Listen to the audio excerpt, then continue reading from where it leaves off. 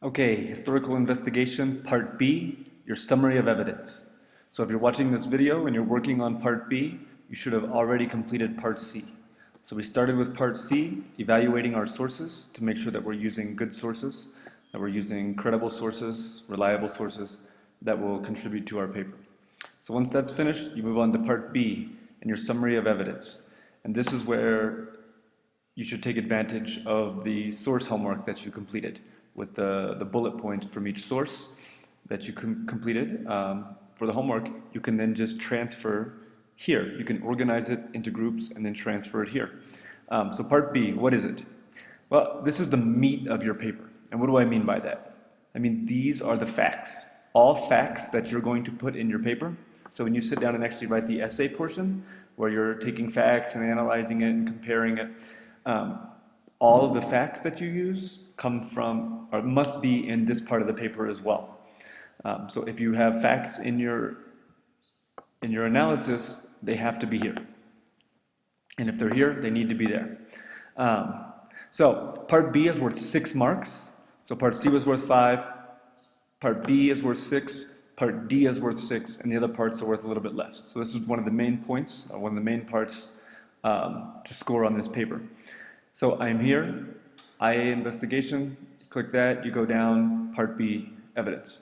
So it should be between 500 and 600 words. You do not have to write complete paragraphs. You're able to. You have a choice. You can either make a bullet point list or you can write complete paragraphs. Either way, keep your sentences very direct, very sharp and short and to the point.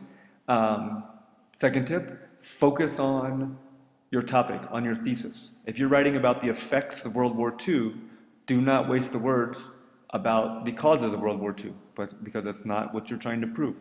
You may have a little bit of background, but your paper should not be a whole lot of background and then a little bit toward your thesis. It needs to be the opposite. So keep the facts direct and related to your thesis. Otherwise, you're just wasting words and wasting time.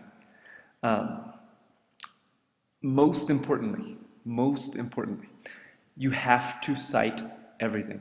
Everything has to have a citation. All of the information that you're putting in this comes from somewhere else. It is all fact that you've taken from your sources and therefore has to have a citation.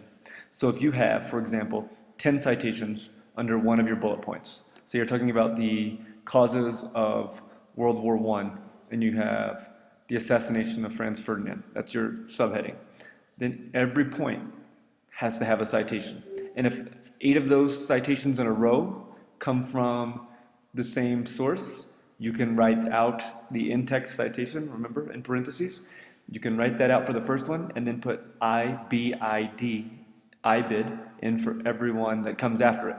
If you skip and add in a source from something else, a citation from another source, you have to cite that one. And then if you ever go back to that first one, you have to recite it again. So IBID has to follow the direct source that it was cited from. So if you had Kevin's history book and the next 6 points are from my history book, you need to have IBID, or you could put IBID for each of them. But if you change to another source and then come back to my history book, you have to recite it.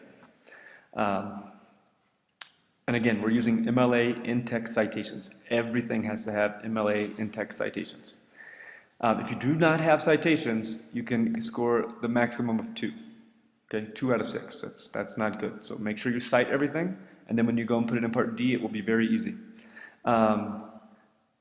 So this section should be organized, referenced, and provide evidence of thorough research. So this is showing that you've done your research. So we've looked at our sources, we found out that they are high quality, they're credible, they're usable.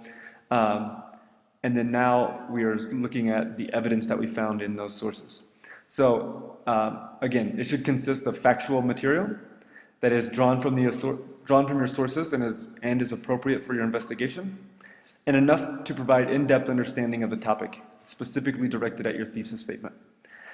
It can be, you must reference it correctly, so we just discussed that, and you can organize it thematically or chronologically. So if you're talking about the causes of World War I, you can either make your bullet points chronologically, meaning by time. So you could say from 1880 to 1900, from 1900 to 1910, from 1910 to 1915. Or you can do it by theme. So you could have militarism, and then you could have things about militarism. Or you could have nationalism, and then your points about nationalism under there. So it's up to you on how you want to organize it. So make sure you check the, again, the links that I provided from these two other schools that give you a little bit more insight. Here from St. Stephen's School, you can see some general ideas on research and how to find sources, how to take your notes. We should already have this done. And then here a little bit more about citing. And then you can click over here on the side for examples. So for example, to see, now notice that they used footnotes, these little ones, little 5, little 2. We're not doing that. Remember, we're doing in text, which is in parentheses. So here he has one topic, and he has all the points underneath that one topic. Here he has another topic, and all the points underneath that other topic. It's up to you how to organize it. Just make sure that it makes sense, and it sticks to your thesis. Any questions? Make sure you let me know. And again, this should be between 500 and 600 words. Okay, thank you. Any questions? Email me.